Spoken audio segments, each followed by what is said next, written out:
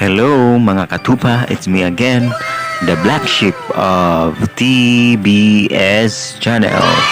So to this vlog mga katupa, samahan niyo ako, magpapakain tayo sa ating Red Nile Tilapia. Tara! A few moments later.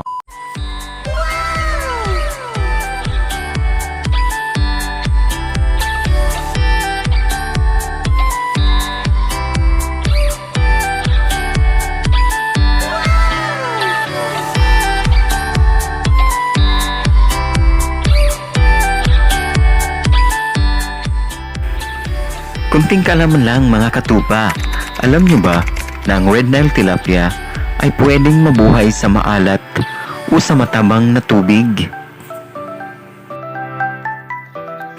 Kaya sa mga mahilig mag-alaga ng isda dyan, pwede mo siyang alagaan kung sa tabing dagat ka man nakatira o pwede rin sa bundok na may maraming tubig. Ang Red Nile Tilapia ay hindi mahirap alagaan. Pwede mo siyang pakainin ng mga tira-tirang mga pagkain tulad ng mga nabubulok na mga prutas o kaya ay mga gulay. Ang Red Nile Tilapia ay mainam din kainin. Walang kaibahan sa natural na tilapia na kulay itim.